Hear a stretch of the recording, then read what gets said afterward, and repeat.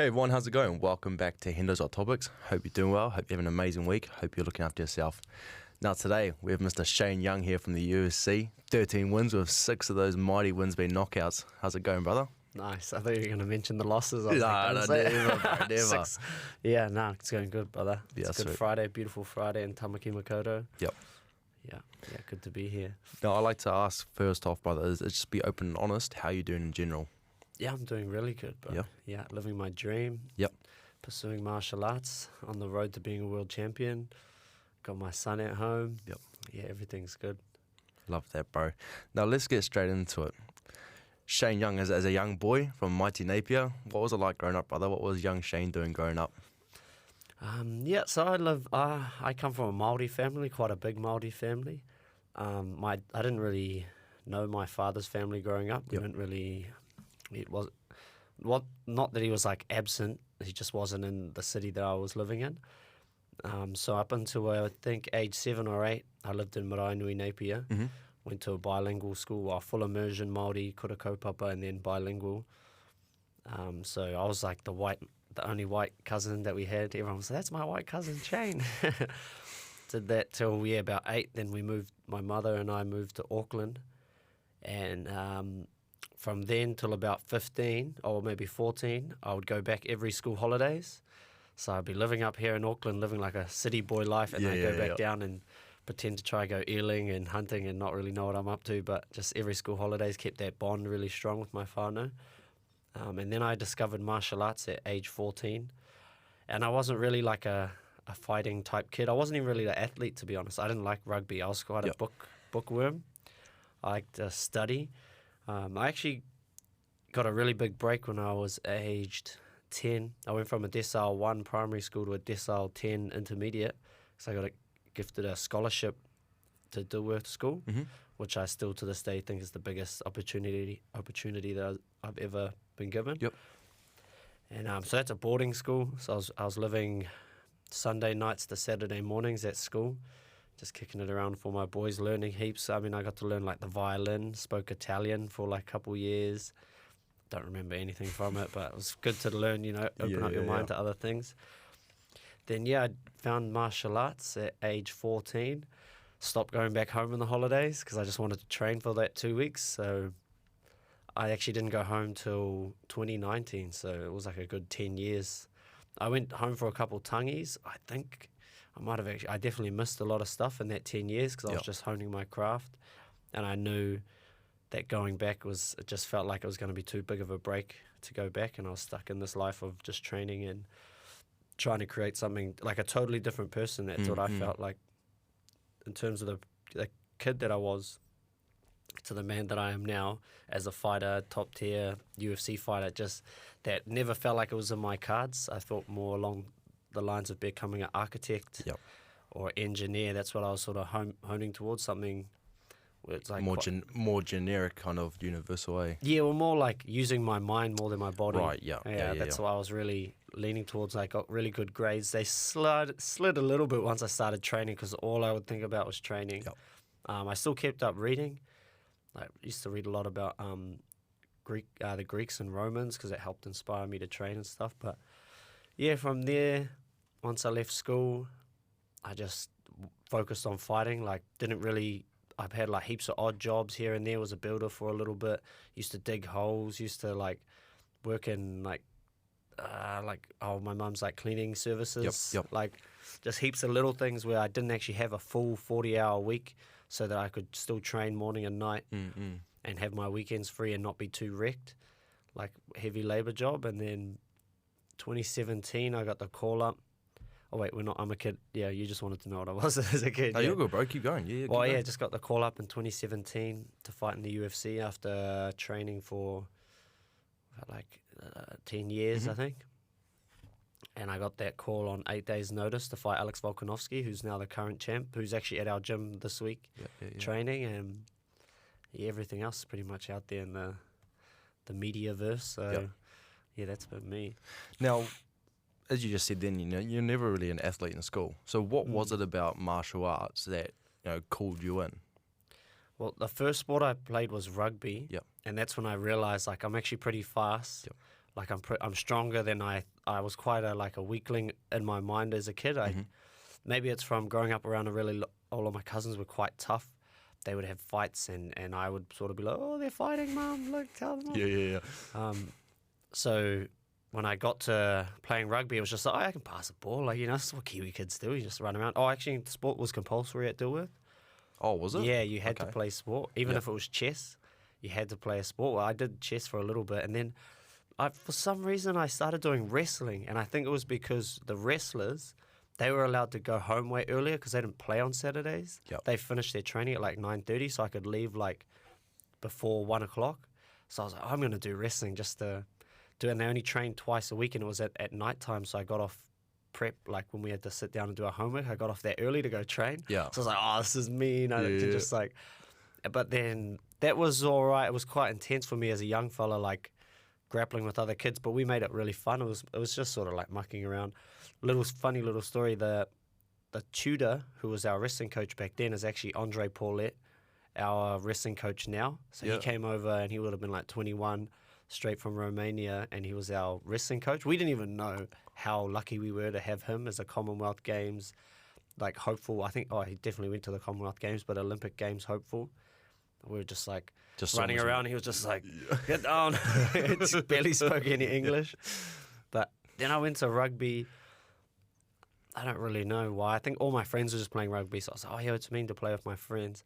Then I think in year 11 and 12, we actually went to the Auckland Cup finals for weight grade. I wasn't like in the first 15 or the second 15 or anything like that. It was like all weight grade. But we went to the Auckland finals 2 years in a row, and I was the captain. And on both finals, we fell short, and I felt like it came down to our fitness. because we were winning the first half on both games, and the second half we lost. So after the first time we lost, the second year I was in the same team, and we were the only team to get all the way to the finals. But I tried to push the boys to train outside of our training sessions. Like every day I would ask them to come do these trains. So, because I was fighting at that point, I was training and fighting, and I just would go for runs in the morning by myself. And no one would, like, at the start of the season, everyone would be like, yeah, bro, let's go. And then towards the end of the season, they all just sort of fell off. So when I looked at that, I just quit. I didn't want to do team sports anymore because I got sick of losing. Like 2 years in a row, it just felt so, like, gut-wrenching for me. So I went back to wrestling in my final year of school, and I was the captain for our team, and we went all the way through to the nationals, and we won the cup for the 7th year in a row. And I got selected for the New Zealand team for wrestling, and we went over to Aussie for that and stuff. So that's when I realised I should have just done wrestling the whole time. I was like, because when I found MMA, I really liked it about it was that I would get hit, and I wasn't like, oh, I'm not knocked out or broken or anything like that. So I really liked stand-up, and that was my focus when I would go to my gym, Ground Control. Shout out to Ground Control in East Auckland. They were more of a jiu-jitsu gym, but my coach, Neil Swales, he was a Australasian champion. He used to fight when they would like fight bare knuckle. They didn't even really know. It wasn't called mixed martial arts. It was called Vale Tudo. And we were just doing more scrapping, just stand up, and I just loved that. Street beef stuff. Yeah, it was just like, that was like my becoming of like being a young man, not having a father in your life, but having all these men around me, like my uncles, and also up at Dilworth, other men around me. But that was my time to hone myself as a man. Yeah, so it's been a journey. Definitely been a journey. Yeah. It's funny, went from wrestling to get out of schoolwork early to now doing wrestling for a living. It's funny how stuff happens, eh? Yeah. Now, how do you hold yourself accountable when the hard work comes to hard? How do you keep yourself on top of yourself, one step ahead of each milestone when you feel yourself getting tired and falling back a little bit? I've read when I was younger, it was like I had this burning desire inside me to be in the UFC. Yep. So that's always been something like that I fall back to as my focus, what my main goal is, my main focus to live my life at this current stage of my life, what I want to do. But what I've realized since then is I actually had a set of systems and habits that I had put in to myself unknowingly at a young age, which was getting up early, training every single day, if not twice a day. So right now I try to rely more on my habits and my systems so that I don't get into those like ruts. But when I have, and I've gotten to the highest level of where I wanted to get, and I sort of had like speed wobbles because I didn't think past that. I just thought get to the UFC, and then when I got to the UFC, I was like, oh, I'm here. This is it, you know. And there's like I don't know what the word is, but you achieve this big goal and you expect like all this stuff to happen that isn't going to happen. It's not. It's like internal. You expect, I don't know, like to like all the commodities and all that kind of stuff. Well, more like just this. You're just gonna all of a sudden like shed the skin and just be like, yeah, this I'm Super Saiyan 4 now. Here I am. Yeah. But it wasn't like that. It was like I'm still the same guy. I'm still the same fighter. Like it was having to create new habits and systems, but at a higher level. And now when I feel that way, I fall back on my burning desire to become a world champion. And as I've gotten older, because I was a younger person, I thought staying away from your family for 10 years wasn't that big of a deal. But really, the two big things that I focus on are my martial arts and my family. They're like the only two consistent things that I've ever had in my life. It was my martial arts and my family. So as I've gotten into the UFC, I've really used my family more as a help to pull myself out of any rut, like to do it for, because I'm a Māori boy and we're similar to many Polynesian and Aboriginal cultures where people like one or two or three mavericks of the family will go out, you know, collect sort of things like trophies and attributes and wealth and bring it back for the family as a whole, not just for your platonic family. So I'm not going out just fighting for my son and my future partner or like my little family. It's actually for my whole family back in Napier, and that's what I use to spur myself on. Yeah, love that, bro. Love that. That's interesting what you said there, how, you know, you've worked so hard to get to the UFC and you got there and you're like, what do I do now? And it also is more impressive and admirable that you didn't let that set you back. Because something like that, once you reach a goal or a milestone in your life that you've been working towards, that's kind of a make or break moment. You know, like you said there, you got there and you were expecting stuff and it didn't happen. You're like, shit, what do I do now? But okay, no, next steps on. We got to 50%. You got to get to the next level, kind of thing. You know what I mean? Yeah. To be honest, though, I did let it set me back a bit. Oh, you did? If you look at my record of fights, like I was pretty active, like at least 3 fights a year, sometimes 5 fights a year. And now I've gone, since I got in the UFC, to only having 1 fight a year. And that, I believe, is speed wobbles that I've encountered of not having that plan. Once I broke that goal, having a plan after it. Because I had my first fight. I think I took like 9 months before my next fight.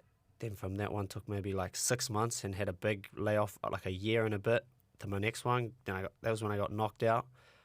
Didn't take a big fall off that one because I was like, oh, you know, remember like back in 2019 when you like didn't fight for a whole nother year, jump back in the bandwagon, had a 6-month break between from when I got knocked out. I didn't actually get knocked out cold. I just got head kicked and fell over. Yeah. It was like 2 a.m. in the morning in Dubai. I was still pretty tired, so I thought I'd have a snooze in the cage. Their tactics, eh? Yeah, let's take a knee. Oh, no. It's over? I was going shooting for his legs. So I jumped back in and then I lost that. It was pretty close, but what I feel now is I'm really coming into my second or third phase of being an athlete, and I look forward to going forward from now till the end of my career with a set plan. Yep. And then also thinking ahead to when I do finish fighting, having something else after that, because I don't want to have a big letdown once I've like win the world title, defend it like 5, 6, 7 times, as many times as I want, or not. You know, like your plan has to be quite agile in how you pivot it. But just having something, even if it's like one of 3 options, at least you've got some options there. Would you say those speed wobbles somewhat taught some new attributes and factors about yourself?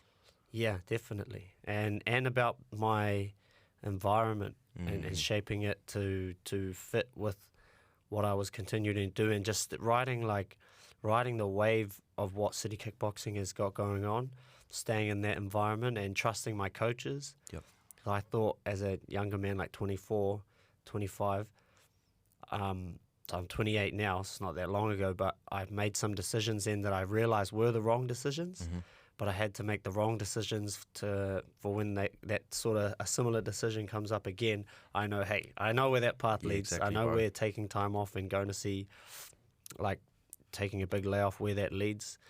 The truth is, just stick to your coaches and see and what they say, because I've been here before and I've seen it all before with other fighters. Like, I'm unique in that I'm my own self, but I'm also like just not just another fighter, but I'm a human, you know.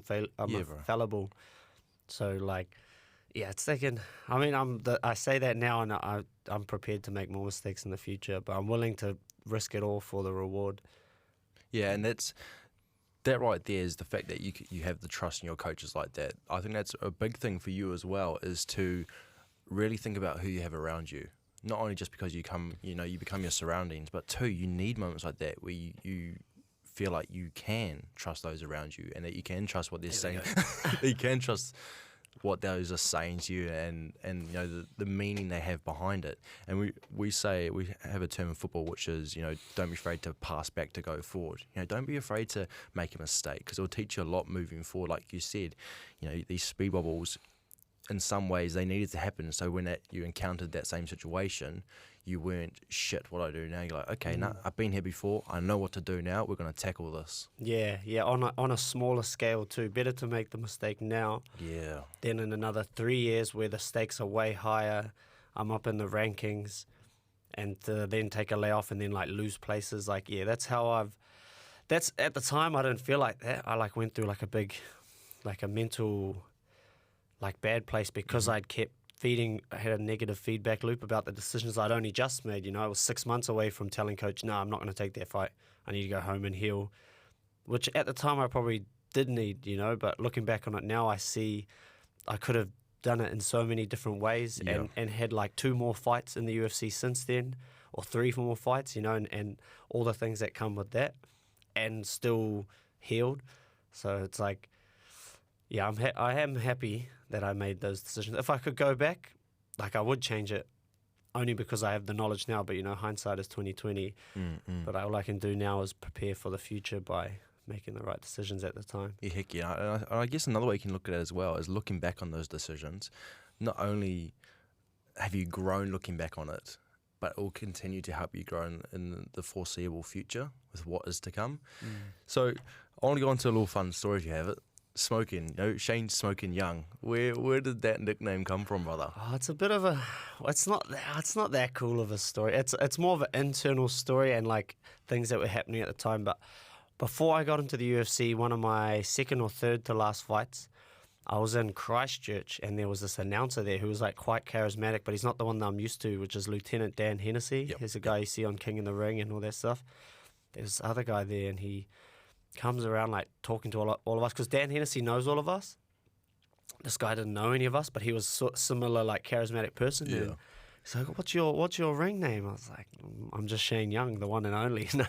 He's like, no, what was the thing he said? He's like, you can't have the show without the sport, or the sport without the show, something like that. So I came out and he just said, Sugar, Shane Young. And I was like, hey, I didn't say that. And I was like, no, I don't like that. Like, only because of like Sugar Shane Mosley, who I do like, Sugar Ray Leonard, Sugar Ray Robinson, that I do like those fighters. I just didn't want a nickname. I don't know, I just didn't want one. Even my first coach offered to give me a nickname, which I looking back, I would have taken that one, which was Shinobi, which means ninja in Japanese. And I was like, no, I just didn't want. I want to be different. I don't want to. Everyone's got a ring name. I just want to be Shane Young. Yeah. I thought it rolled off the tongue pretty well. Then I was Sugar right up until my fight in Dubai.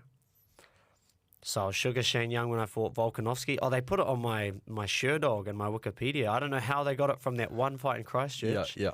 I went over to China, and these people were like, oh, Sugar. Well, I did see that, and I was like, no, I'm pretty sure it's smoking. I was wondering where the sugar came from. So I was smoking for like, Sugar for like from 2015 to 2021.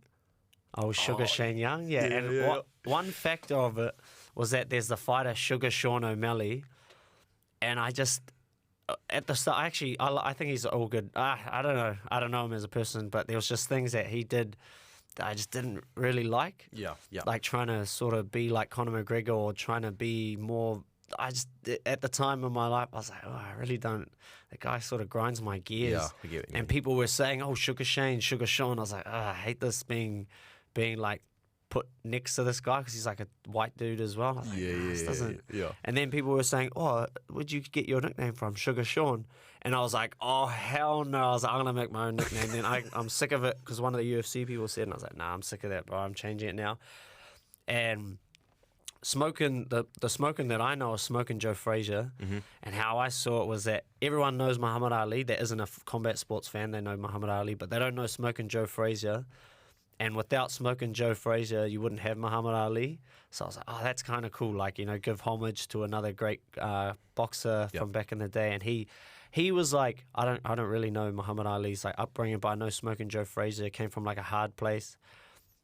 He didn't have the most success in life, and I'm all about like how everyone has, what are they called, superstitions. I like to break superstitions. Like that's like always been a thing of mine where I like to take the superstition and like say like walk in front of a black cat or like walk under a ladder on my fight day. Like I'm gonna change this one, like silly things like that. So I was like, I want to take that name Smokin Joe Frazier and turn myself to like the Muhammad Ali, but with Smokin Shane Young. And also on the trip over there, I've got a very good friend of mine, Carlos Ulberg, who's in the UFC as well, and we had to stay in the gym for 2 weeks during COVID. We all had to live in the gym, and he and I like really bonded during that 2 weeks as well.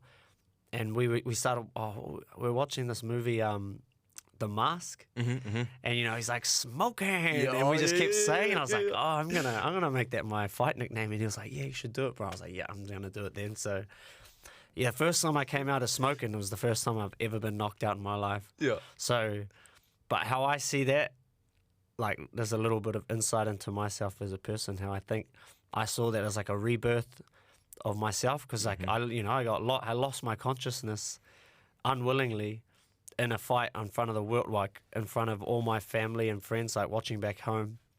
I was unwilling to do it, but normally when there's a form of like metamorphosis, you fight it. That's just the natural. You're like, no, I want to stay. I feel comfortable in this space that I am. So that's how I view it. Like the name change of Smokin and getting knocked out, it's like a reincarnation of the new Shane Young. Yeah. You know what you should do for your next walkout? Is when your next knockout, you should just pretend like you have a big cigar and you're like, Smokin's back or something like that. Some like one-liner thing, bro. Yeah. The other cool thing about it is I've never really said this on public air. Yeah. But you know, in New Zealand we have like quite a high percentage of people that smoke marijuana. Yeah. And when I was a young person, I used to smoke quite a lot, like recreationally, because I wouldn't drink. And then when I made myself that name, I sort of decided that I wasn't really going to do that anymore. Especially being someone in the mental health advocate space. Yeah. I used to think of it was like helpful, but now I realize like anything where you're taking yourself, like even like, you know, super amounts of caffeine, you're going to shoot yourself up. And how I've figured out, well, my way of like adapting to life is that it's not, you don't want to go the highs or the lows. You just want to ride the middle organically. So I'm a non-smoker. That's like one thing that in the years to come I'll look back and be like, yeah, that was a time where I decided to just not do something, not follow the crowd. That's a big following the crowd thing for me. It was like a lot of my friends were smokers and I wasn't a heavy smoker, but if we were out I'd be like, oh yeah, I'll smoke some marijuana, like, but nah, like I think that's a big thing that we have in New Zealand is the peer pressure to just assimilate to what the group is doing. To fit in, and bro. What I've realized, you don't even have to. Yeah. They think that's cool that you're not there. You're just like sitting there. They're all like passing around and you're just standing there like still chatting with them, still, you know, feeling vibes and like feeling irie. Like I love reggae music. It's a part of who I am as a person, as a Māori. It's a big, Bob Marley's one of my greatest idols and someone I try to emulate in terms of how I approach the world. So you don't have to smoke weed to listen to Bob Marley. Well, there's things like dads. I think I was speaking to one of my bros about it the other day, is when you're in a situation like that, you could be walking into a room, right? And you could be, say you've got, for example, like a new suit or something. You go into a room and you're worried about what everyone thinks about your suit. Bro, they don't care about your suit. They're worrying about if people are judging what they're wearing. Whatever situation you're in, and that's, if you're meeting new people or you're in a different environment, is I spoke about it with Finn on the last episode, is walking with an open mind. Walking with an open mind saying, okay, for example, if you're learning something new, go up to someone, say, yo, Shane, I want to know this, teach me. I know a bit about it, but what can you teach me, rather than saying, oh yeah, Shane, I know this, sort of kind of thing. It's all about perspective and mindset. So perfect what you said there is when you're in that, you're in that situation about, I know for a fact there will be some kids, some adults listening when they're worrying about, if their friends are going to judge them if they don't take a hit of the joint, or nah, man. At the end of the day, everyone's worrying about their own situation. So don't bring yourself down. And like what Shane said, is don't follow the trends. Don't follow the herd and trying to fit in just because you're worried about what others are thinking about you. So that was powerful what you said then. So thank you for that. In terms of your personal growth and personally as yourself, bros, is what are some sacrifices you've had to make along your journey to, maybe grow as a person or get that foot in the door to where you want to go? I think the biggest sacrifice I've made was staying away from my family and my hapu, my Turanga Waiwai, my standing place of Napier for so long. I don't think that I could have gotten to the heights of the UFC if I hadn't have done that. I just think staying in the mindset of Auckland City of like hustle, and like Napier's quite a relaxed, and I love it for that. I hope it never changes. So that was a big sacrifice that when I went through my own, it's not that public, but from 2019, and maybe end of 2018, I did have like a mental health sort of like episode where I, like for my whole life up until then, I was a very happy, and I still am I'm like, I'm totally fine.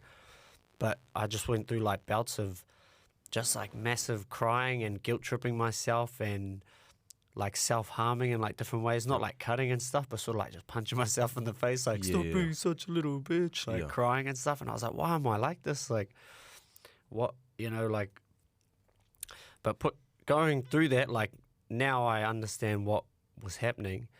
And I sort of realized that I sort of had to see that, because before, if I'd have been put into a place where people were talking about PTSD and mental health at age 23, I would have not understood. I would, because it didn't make sense to me. I was like, just wake up, be happy, bro. That's what you do.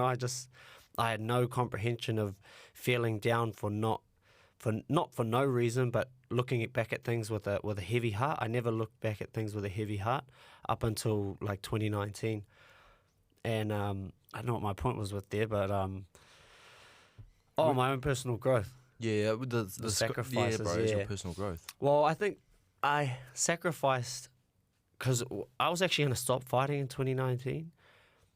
So after I had a big fight in Melbourne, and I was going through depression at the time, and I spoke, because I was the first person to speak Te Reo Māori on my first one in Singapore in 2018.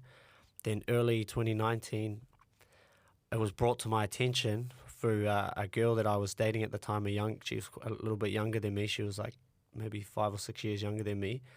So she was like around like high school kids or just finished high school kids, and made me understand how hard, like how mental health and the suicide rates, how high it was. I didn't know any of that. Yeah, bro. We're one of the leading countries for like youth suicide. Yeah, so that's what I said on the UFC in my post-Octagon interview, only because I could see it, and I was like, man, I feel like depressed and I have like a loving family, a big family in Napier.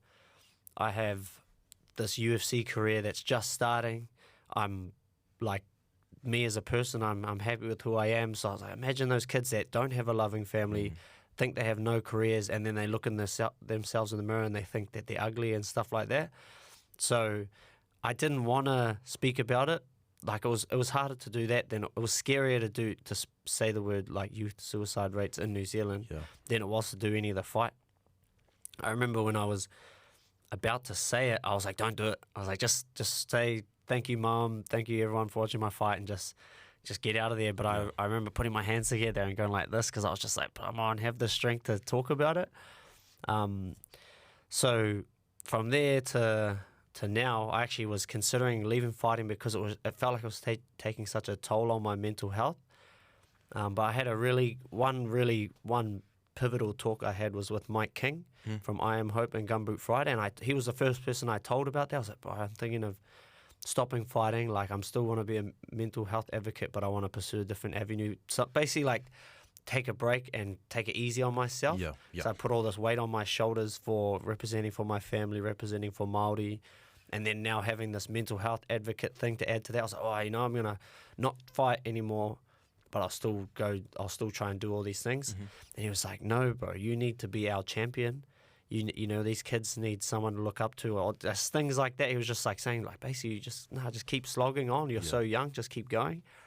And he was a person that helped pivot me towards realizing, like, how I see it now is like I was just going through depression, and it made me not want to do the things that I actually loved.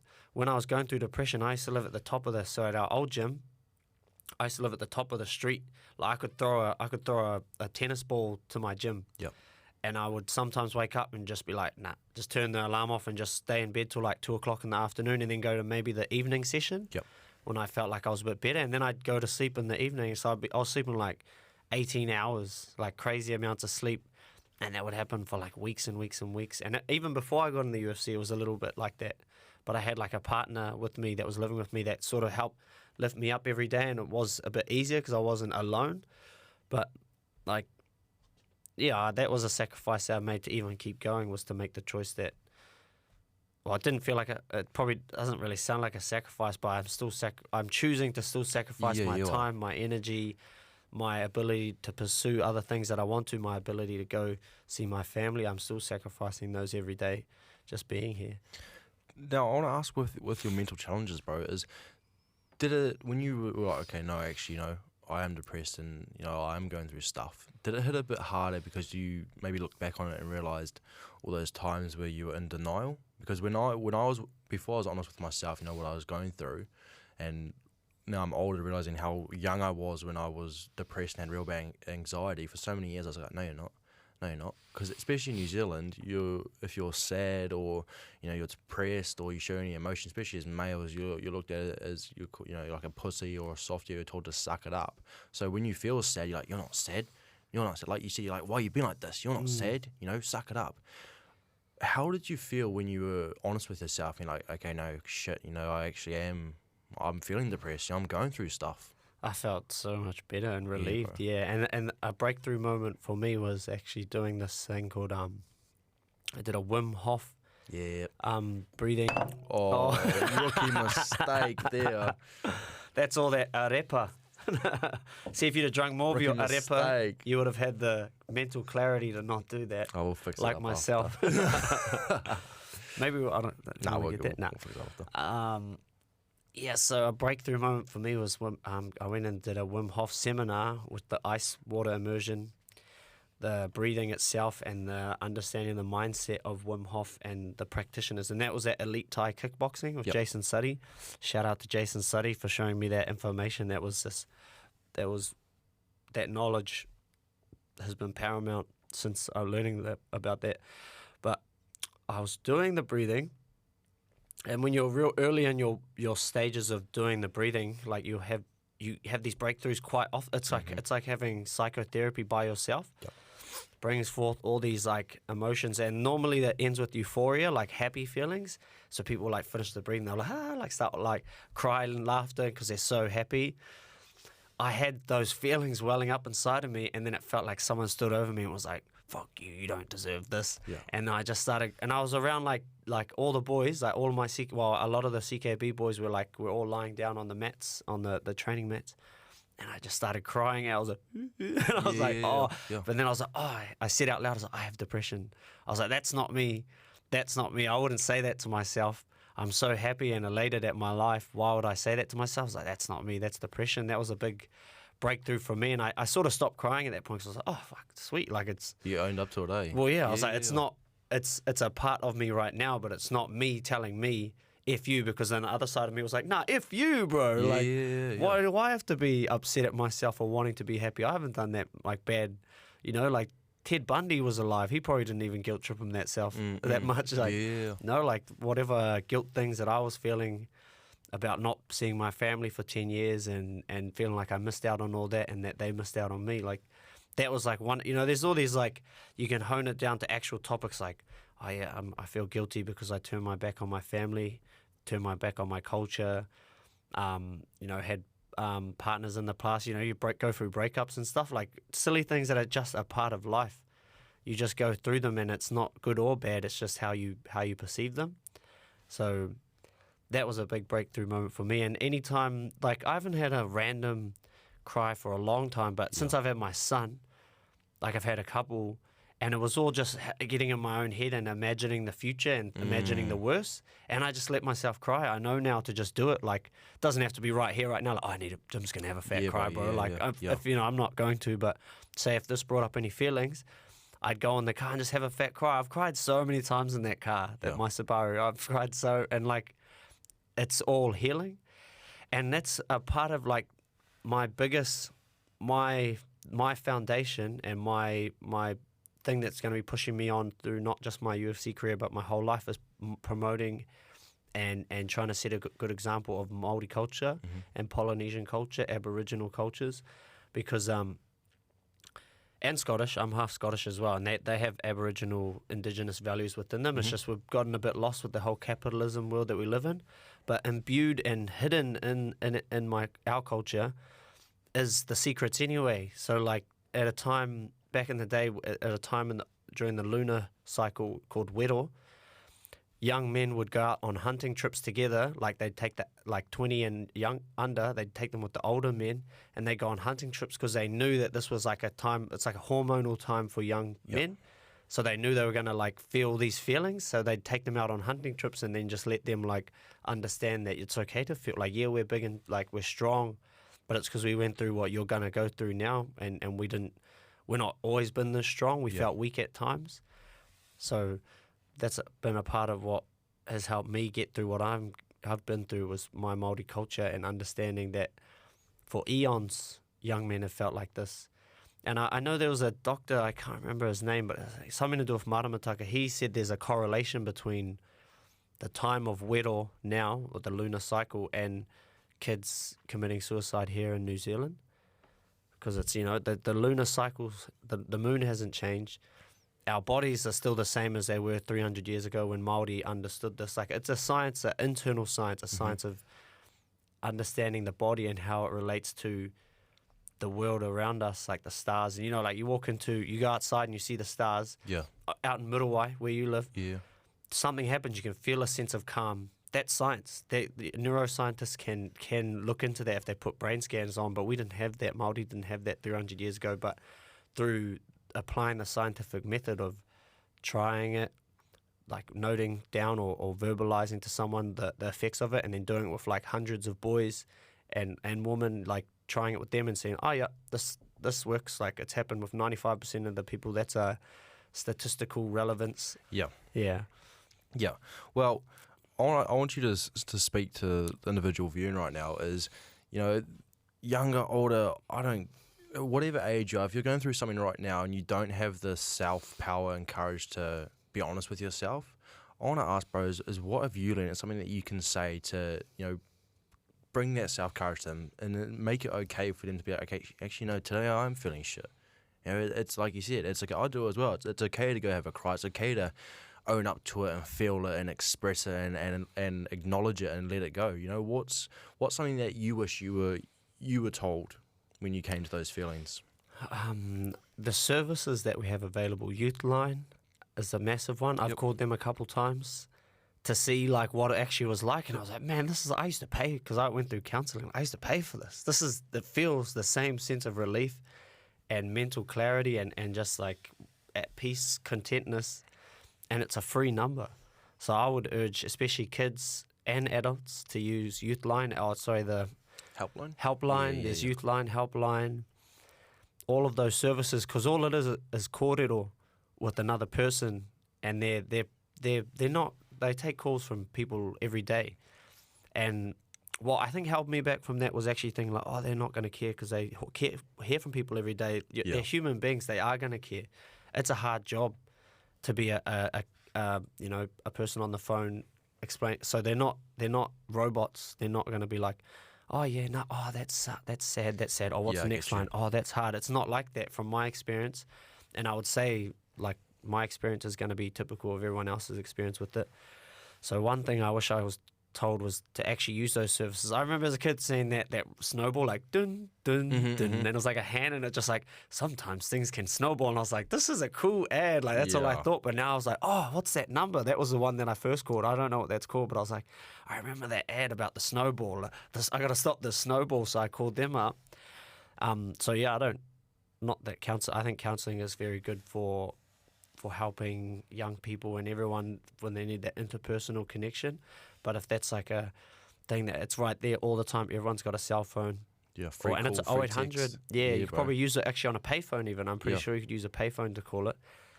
Another thing that I wish I was taught, that I self-taught through being Māori and understanding, like, man, I'm a Māori on Aotearoa, what should I do?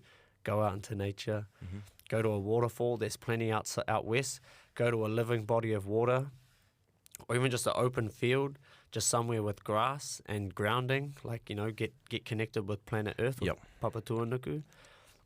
Those two things I wish I don't, I'm looking back and I don't really wish too much, because everything that I'm still here today, thriving, not surviving, I'm thriving. So I learnt it when I needed to learn it.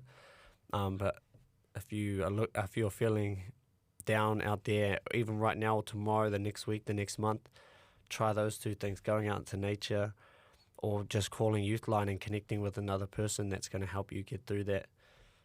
Help you find your purpose again, eh? Yeah. Yeah, I love that, bro. Thank you for that. I love that.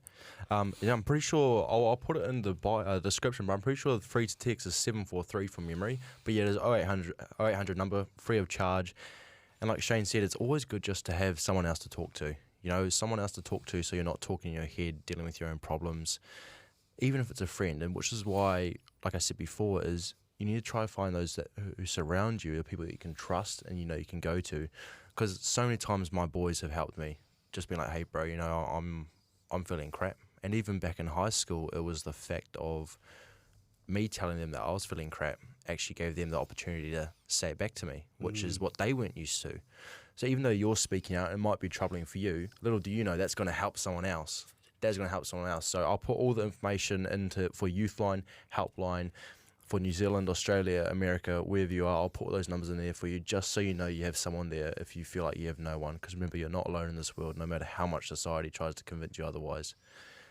Next question, brother, is before a fight, pre-fight, ritual, whatever it is you do, how do you get focused and locked in? Because there's a lot of self-energy, could be a lot of self-doubt, being real, oh, well, you should have done this better in training, whatever. How do you get focused before a fight? I used to not want to have pre-fight rituals because I'm like the anti, what are they called again? Superstition. Yeah, yes, I was like, I don't want to, but I know as a Māori that there's power in ritual, and then there's power in repetition of that ritual.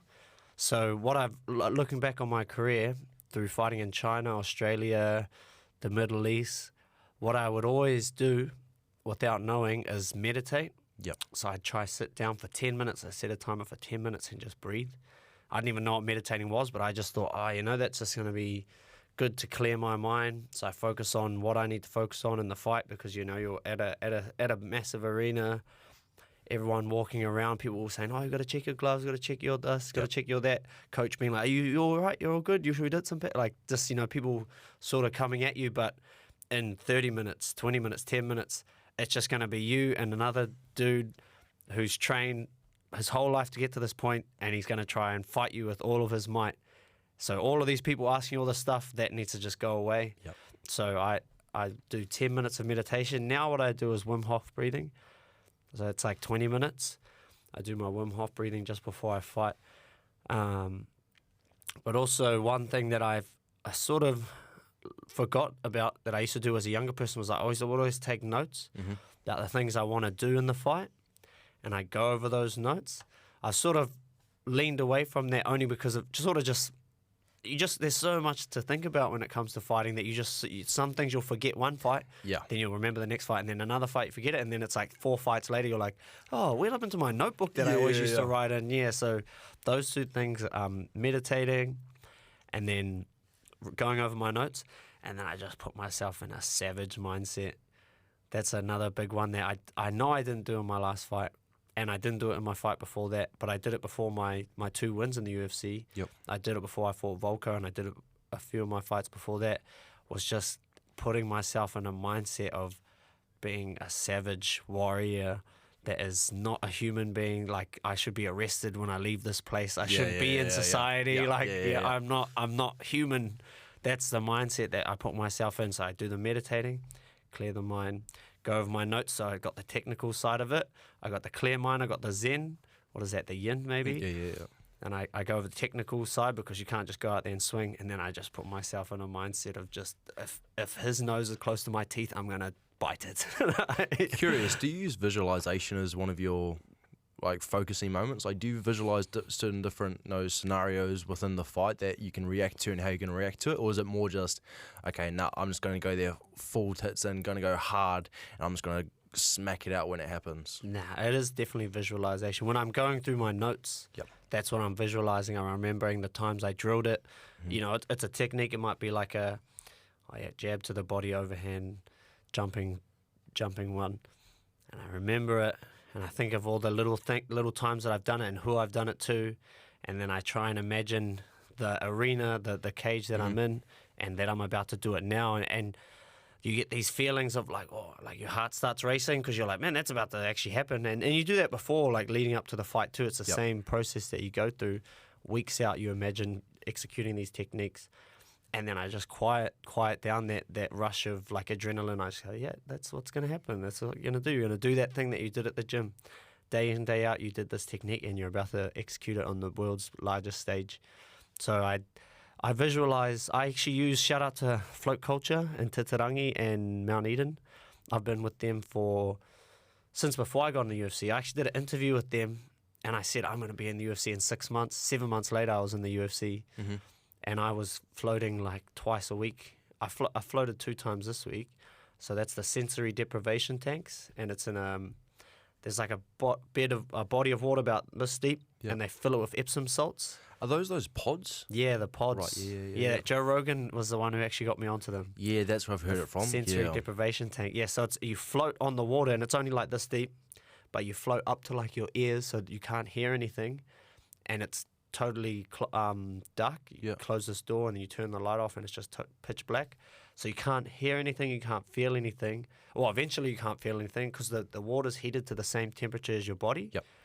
And there's been points in there where I have felt nothing. Like I couldn't even feel my skin and I was just like, whoa. And then that was it. I was like, oh no, I was there and I thought, whoa, this is weird. I can't even feel any movement or anything. But in the tank, I'll visualize. As of late, it hasn't really been it's more been a recovery thing. It's such a versatile tool, the float tank. Yeah, you can relax in there, just like sleeping in there feels mean. Like in between, if I use it as a recovery session in between training sessions, I just feel like I've had a whole 8 hours sleep. And I think Andrew Huberman, the neuroscientist, said that there's actually a lot of studies showing that a 20-minute nap can help improve cognitive function because it gets you into some sort of sleep state that isn't deep sleep, restorative sleep, but it helps create new pathways in your brain, stuff like that. Yeah. So visualization's huge. Now let's go from talking about relaxing to talking about. I'd like to, from what I see, I'm sure what everyone else has seen is just pain and struggle with weight cut, bro. What does the process of cutting weight do to one's mentality? Well, I got a funny story. The first time I ever cut weight, I think I was 16. So up until then, I was always fighting heavier than I was walking around at. Anyway, I was fighting like 30-year-olds when I was like 15. Yeah. Like grown men, but I was like, I'm all good. Like, you're the same size as me. Bring it on, bro. Yeah. I was just this like young. I was actually fighting with fear. I wasn't the savage kid that I was scared when I was fighting these dudes. So I was like, I'm just gonna swing, and I had a pretty good gas tank. Like, I naturally had a pretty good gas tank, but so I didn't cut weight till I was 16, and it was my first semi-pro fight. So it was with little gloves, no shin guards. It was basically UFC but with no elbows. Yep. and 3-minute rounds. So I was like, man, I'm going to this dude can flying knee me, and these gloves, they're not these. You normally have these like big marshmallows.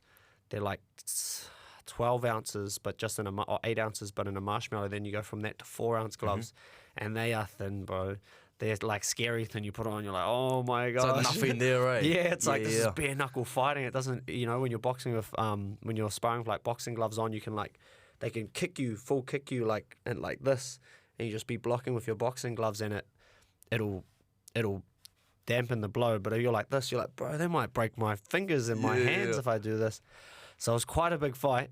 But as a young, silly kid, I didn't know about weight cutting.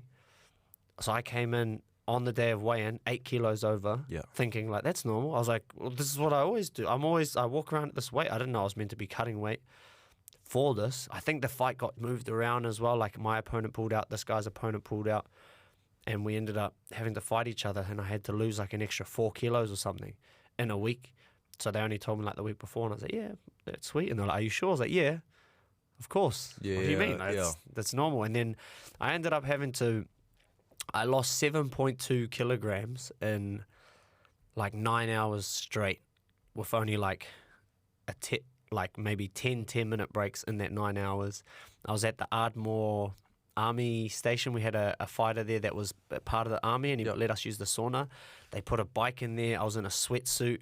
I was just riding this bike for like 40 minutes at a time, just sweating, not drinking any water, obviously. Yeah. And I ended up losing 7.2 kilograms in 9 hours from just pure grit and determination and stupid young, like, I'll just, whatever you say, coach, if we can do it, we can do it. Put me on that bike. Yeah. And it was so hot, I remember I couldn't even touch it. I was just sitting there like this, like, felt like I was passing out, but I wasn't. I was like, I feel like I'm passing out, but I've been doing this for 20 minutes, so I'm not going to pass out. Like, I feel fine. Like, it was just all the water being depleted from your body. I ended up not passing out, but I went to stand up to go jump in the sauna again. I like spun, I got head rush and fell over. Yeah. And he's like, are you all right? I was like, yeah. Went to get up again and did the exact same thing. And then I was like, boom, like fell over. And I was like, oh, nah. But that was funny how when you say nah, because before that, every time I was going in, I was like, sweet, we're going, even though I was totally wrecked, like the most fucked you can ever feel. Yeah. Because you're depleting your water, like it's like your muscles. You're forcing yourself, eh? It's your muscles. Like people should just do a weight cut, just see how far they can weight cut, just for the sheer, like your insides. You lose water from your organs. It's like it's so. It's actually it feels worse than it actually is. Like on the scientific thing, it feels way worse because it's like I went from feeling normal to now like emaciated and my organs are like burning. Like my stomach is like sore, and I can't poo or pee. Like it's just things that it just says like you're like this isn't normal. But so that was my worst ever weight cut. Ended up not making weight. I only missed by 800 grams, but thankfully I got a knockout in the first round in that fight, and I'm still good friends with that guy. I was actually training with him on Wednesday. His sons come to our gym now, and they were in his corner when I knocked him out, and they were like, we hate you. And I was like, oh, I'm sorry. You're 9 years old. Don't find me later. I remember telling them that too. I was like, remember that? And they're like, yeah, of course. You fucking knocked our dad out in front of us. I was like, why were you there? Shouldn't have been in the corner. But he's cool. Fueled the fire. Yeah, they actually just came back from the Australian championships. They're wrestlers. They're really good wrestlers. Cage and Jaden Brown from Oliver MMA. So their dad, Philip Brown, was the man. He's still kicking it around, still wrestling hard. But yeah, weight cutting it's indescribable. It's like floating. Sensory deprivation tank is indescribable. It's its own unique feeling of peace. And the exact opposite of that is cutting weight. It's just so you have to stay mentally strong. Like every minute, if for 30 seconds you let it creep in, like, oh, I want to get out of here. In 2 minutes, you're like, I need to get out of here. You're like sucking the air from the bottom of the thing, and they're like, nah, put towels into there. Like your coaches are like, shit, stop embarrassing us. Like, nah, I've definitely I've had bad weight cuts, I've had good weight cuts, and good weight cuts are the best. And to make it easier is just start it in the kitchen and work your way out. But yeah, cutting weight is, I feel like the fight before the fight. But it's part of me is like the warrior in me is like, oh, I love cutting weight because it's just like the mental fortitude that you have to just be happy while you're going through it. is a lot. It's like a microcosm of what it is to be a fighter, because you're going into the gym. Like I got armbarred on Wednesday. Yeah. In wrestling class, you're not meant to do submissions. That's why I got armbarred, because I was like, what is he doing? Like, you're meant to be getting up because I got you on your back. And he just, boom, snapped this armbar. I was like, fuck. Had to tell him. I was like, bro, it's wrestling. The bro had to lose himself by Eminem in his head. Yeah, he was just like going full. One shot. He was like, I don't know how to wrestle. I was like, bro, you've been at this gym for like 3 years. What are you up to? Nah, I should have said something earlier, because I could feel him like doing something, but I was like, nah, he's not gonna. And then he just like popped. So like that, and just being happy with it, because he's one of my training partners, and yeah, my arm's sore, but I'll live to fight another day. And we'll keep going forward. And weight cutting is like a microcosm of that. You're like, oh, okay, you jump out the scale like, oh, I only lost 200 grams in 20 minutes. You're like, stay happy. Just go. And then you jump out later and you're like 600 grams. You're like, yes, sweet. Like, weight cutting is very much a mental thing. Like, my last weight cut, I was so positive in it. I sat in this hot bath, like it's like 45, 50 degrees Celsius bath for 1 hour, because I told him, I was like, I'm going to do it in 1 hour. I just told myself I'm going to sit in it for an hour. I don't want to get out. And I wanted to get out from the first minute, but I just kept sitting there. I was just like, nah, I'm happy. It's all good. This is part of it. And I basically lost all of the weight that I needed to in that one session. And I just did one more, because I'd rather do that. Like, you can sit under towels. So you jump in this hot bath, or you jump in the hot sauna. And obviously you're not drinking water already. You're already quite depleted in that whole fight week leading up to it. But you hop in the hot bath, and that gets your heart rate up, and you just start sweating. In the bath, it's the best because it's 100% humidity, but it's sort of, I like it better now because I'm older and I've been through enough like weight cuts that the sauna, you take it easy on yourself, like, and go long. Some people they'd rather cut weight all day and like slowly. Yeah. I rather just cut it in 1 hour, 2 hours, just smack it out. Yeah, because it's you're just prolonging the physical pain for the mental relief of thinking like, oh, but it's only, it's not too hard.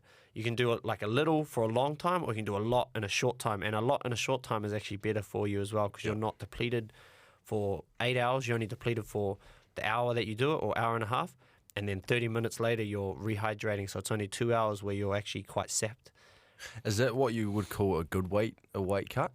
Is doing it like that? So doing, like you said before, it starts in the kitchen and building it, doing it up. Because I guess with what you're just explaining there is, you don't make the weight that you were hoping, and you're told, okay, you need to lose how much. You're kind of being forced to do it. Whereas if you do it, build it up, eat better, do it the way I want to do it. It's I guess you could say it's more satisfying. Because I've been trying to think of who the fighter it was, but I've watched the video so many times, and he misses the weight that he needs to make by heaps.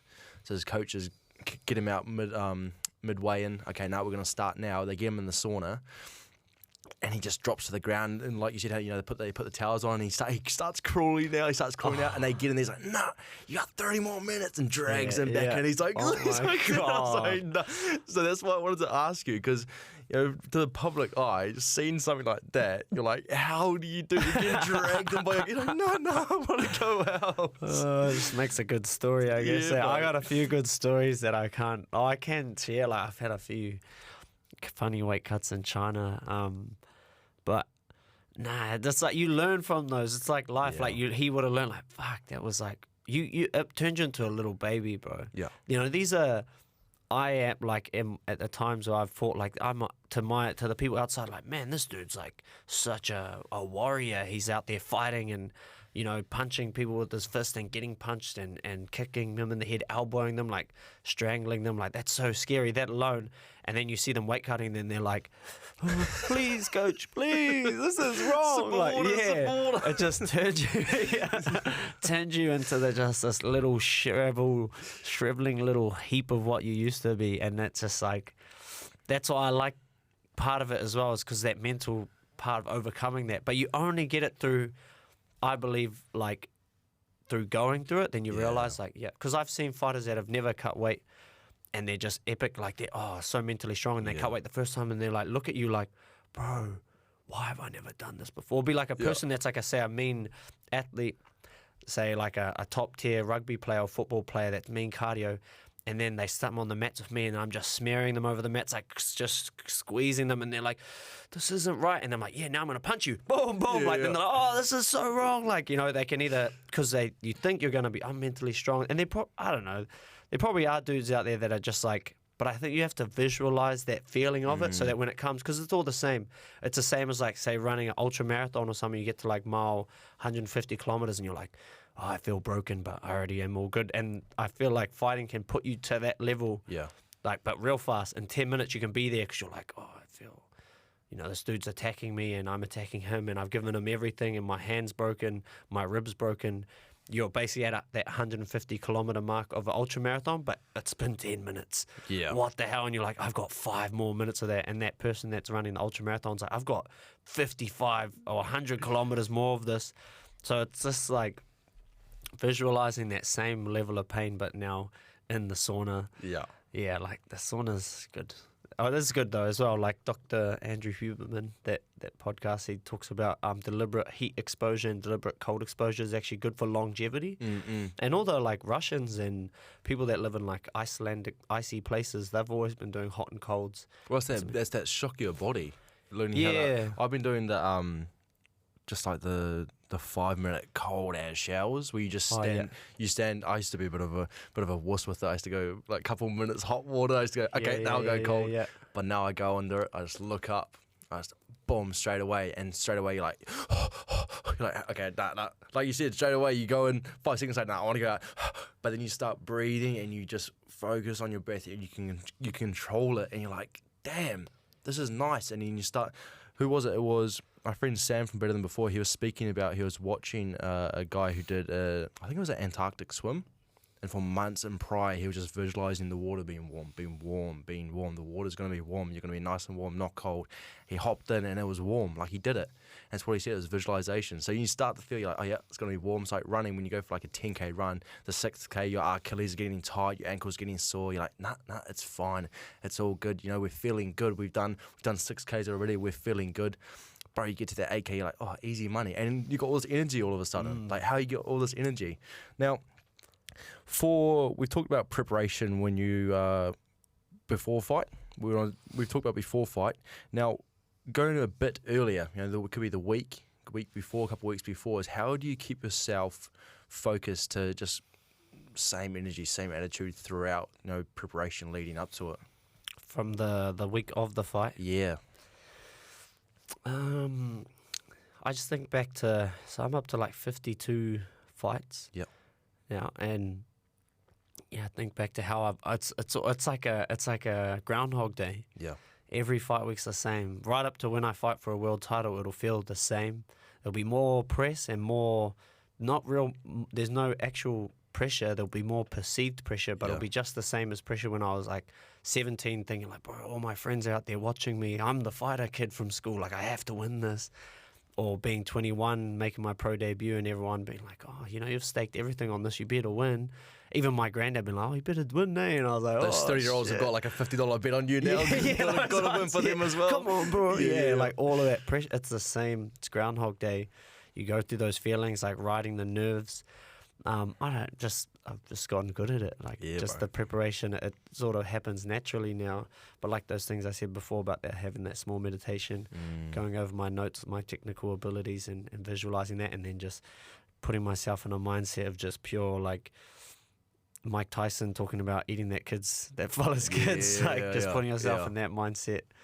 Yeah, that's what I do your craft in the week. Yeah, you've just built your craft now. Yeah, and in the lead up, just trusting in my training that I've put in, trusting the coaches that are in my corner, and then trusting who I am as a fighter and as a person, and then allowing it to just express itself, because all art forms are a form of self-expression, and so is martial arts. It's just expressing it in a warlike form. Yeah, love that. So it's just, yeah. Yeah, bro. Now, I've got a couple of people who tune in who are actually into MMA themselves, martial arts. Now, I want you to chuck out some advice there for them. As I know a couple of them, for a fact, are coming up to their first fight in the next couple of months.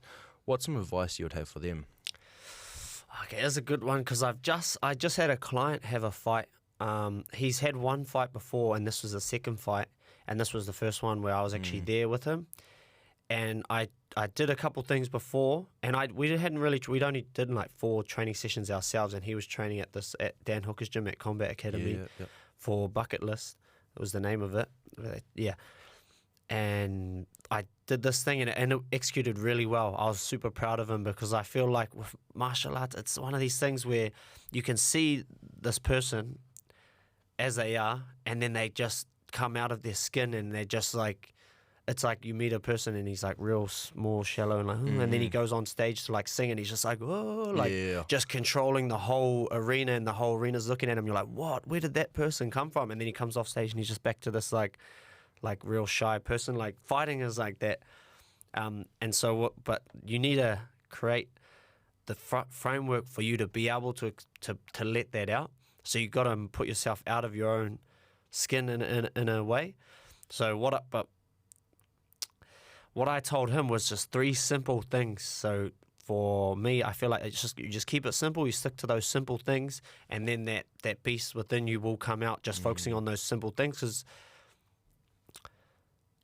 trying to structure it in a way where it's not gonna, because you can take, they could perceive everything as good or bad, because fighting is like, you can see people that are really mean at the gym, and then they like they cave in under the lights. The hot lights come on, and they're like, oh, they don't express themselves. And those people probably just need to work on visualizing and meditating and becoming at peace with themselves outside of the cage, so that when they get in the cage, they're not even thinking about those things. They're just like, oh, this is just like another day at the gym. So, but these 3 simple things I told them were just to, at the very start, because everyone's nervous when they fight, even, well, you're not nervous at my level, but you're like excited, and you're just like, I want to feel, that first strike from the person. I should have taken this advice when I got knocked out, my own advice, because I told him the first thing you do is just jab him really hard in the chest, as hard as you can. Just like try punch a hole in his chest, the first thing, so that he can feel your power and be like, whoa, imagine that's just a jab to the chest. Imagine what his kick to the head's going to feel like. I was like, yeah, jab him to the chest, and then if you get another opportunity, throw a right hand to his chest. So that like would eliminate the nerves, because he would like land it on him, and he'll feel his body, he'll feel like, oh, he's just a person. It's not like punching a brick wall. Yeah. Like I didn't punch him and hurt myself. Then once that was over, I said, throughout the whole fight, I want you to focus on, like if how do I explain it? Well, the cage is a circle, right? Or any ring is a circle. Just maintain the circle. If you feel you're back against the cage, find the center again and keep him against the cage the whole time. Just something to focus on, to realign yourself every second. Like if you're like, oh, I'm in this firefight, and then you're like, hey, the cage is behind me. Okay, I'll defend these shots, and then I'm going to scoot my way as fast as I can back to the center, and then boom, I'm re-centered in the center of the cage. And he kept doing that. And then he started getting the taniwha eyes. I was like, bro, you started turning into a taniwha in there, gee. And because my third bit of advice was to just keep moving his head. So just having those 2 constant things to think about, because sometimes in the fight, like I'll take, for example, when I got knocked out, I flew to Dubai. I know Abu Dhabi, it was the Yas Island. Like there were all these factors that sort of threw me off my game, and I let them throw me off my game at the time, because I had to get up at midnight every day. They had the Formula 1 cars doing it at 9 p.m, so I was in the middle of my sleep. I was going to sleep at 4. Bro, I'm telling you, it was tactics. I swear to God, bro. It was tactics to get you on the ground, bro. Like, straight up. So, but all of those things aside, tactically, in terms of strategy, what I didn't do was my own piece of advice was just, because he was a mean striker, like a world-class kickboxer, and he was southpaw, so I was a total different opponent to my last one. But every man's the same. Everyone's got 2 arms, 2 legs, and a head, and a torso. And I should have just like, boom, smashed them with something hard in the center. And the reason you do the chest is because they can move their head, or they can check with their legs. They can back away. But if they back away and you throw it to the chest, it's all right, because you've just aimed for their torso. But most likely you're going to land that first shot. And he did that, but with a kick straight to my guts. And I blocked it like with my elbow, and I tried to block with my shin as well, but it got through and like jacked my arm and my elbow up, and it did the opposite. It did it to me, like what I tell him to do to other people. That made me be like, holy moly, this dude just like tried to kick a fucking field goal on me. And so it sort of stumbled me, and I started, until eventually he faked going low and kicked me in the head. That one rocked me, uppercuts. But it was from that very first thing, the lack of strategy. So with your mates that are coming up to fights, just have a strategy, and don't be afraid to look at it like every day, because it is quite daunting. And one way to think of how to, you just put things off to be like, oh, that's making me too nervous. Like, I don't want to feel nervous. Like, fuck, it's better to feel nervous 6 weeks out than 6 minutes before you go out. Like, oh, I'm going to do that thing that you said, but because you just eventually, if you practice things enough mentally or physically, the moment it happens, you're like, oh, I've done this 50 times in my head or 50 times on the bag. I feel confident to do it in under the lights right now. So just having the preparation well beforehand, strategizing beforehand, taking notes. I think writing is a really important thing. I think it's like a skill that it's like spiritual in a way, because it's like, you know, they say the first thing that the gift that God gave us was the word, like being able to speak, and it is like a thing that separates us from animals, the ability to kōrero and to implant ideas in your brain just by saying certain words. You know, you say bird, you think of like freedom and flight. You know, it's not just, I think of a bird sitting there just being a bird. Like it's that's what humans do. And then to transfer that onto a piece of paper while you're writing it out, it makes you feel those things and think about those things. You focus on it, and then after that moment's gone, you come back and you read it. It does it again. So it's just like training. Like you go to the gym, I practice this jab. Okay, now I practice a jab while he's throwing a jab at me, so I have to move my head. Or I practice this jab as I'm moving forward. I practice this jab as I'm moving back. It's still just a jab, but I've done it in 4 different ways. And then I think about throwing the jab, or I just go like this, like I just twitch my shoulder. Like it's all just a jab, but you're doing it in all these different ways. So finding that strategy and doing it in all these different ways. So I think writing's a big one, visualizing it, and just having a set plan before you go in. And just 3 things. Just 3, no more than 3. Once you get over 3, it's too complicated. Yeah.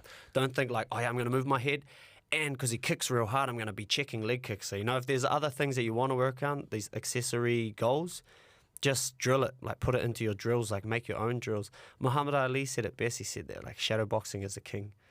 Shadow boxing is king, because you can do whatever you want. If you want to throw a spinning back kick in a fight, I wouldn't advise it in your first fight, but if you want to do it, just drill it 10,000 times or 1,000 times at least before you actually throw it in a fight. Yeah.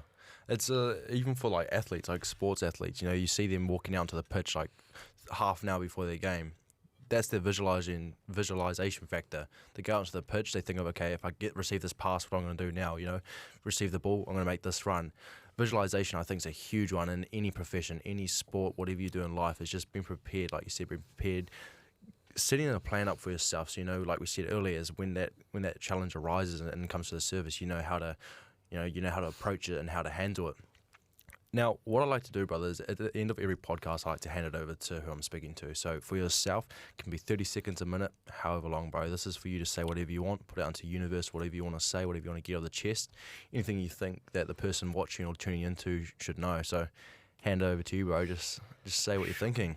Oh, I don't know. I think we talked to quite a lot. I reckon just follow me on all my social media. Nah, I don't know. Yeah, I don't know. I guess, that's Shane Young MMA if you want to know more stuff, because this is like what we've talked about here is all I talk about on my social media. Love it, yeah. And I would encourage every single person, man, woman or child, to get into martial arts. Go to your local jiu-jitsu gym, your local kickboxing gym. Come check us out at what is our address? Don't actually know, but City Kickboxing. We have all ranges of classes, because martial arts is for everyone, not just street kids, or like people that are wanting to fight. It's for everyone. It's the self-discipline, the structure, the framework of self-improvement, self-discipline and self-improvement. That's all, and self-expression, all encompassed, and you're exercising. Yeah. So I do encourage everyone to get into martial arts and follow me, Shane Young MMA. Link in the description. Now, can we get a little exclusive? The date of your next fight, perhaps? We can get an exclusive roundabout time, because we're still in talks about it. Yeah. But what I'm trying to get onto right now is the first French UFC card in September 3rd, where Tai Tuivasa is taking on Cyril Gane. So I'm working on that, because I was going to fight in Australia, but they pushed that all the way to December, and that's just too far. too far away from me. Yep. But I'm trying to fight in France. Vive la France, sacre bleu. I want to fight in the Europe. First time I'll be fighting in Europe, so I want to tick that off the list. Bro, train hard and get onto it, brother. Sure about that. Now, I'd like to say thank you for coming onto the podcast again. Thank you for being open and honest and having a raw conversation. Appreciate it very much. And I know the person tuning in will appreciate it as well. Like Shane said, all his accounts and details will be in the description. Go follow him, follow the journey, support the brother as he's going to take on the world of UFC. As always, you know I love you. You know I'm always here for you. I'll chuck all the numbers that you can get in contact with around the world if you need any help. And as always, do what makes you happy. Do what you need. Do what you know is right. I always stuff this up. And do what you need to do for yourself.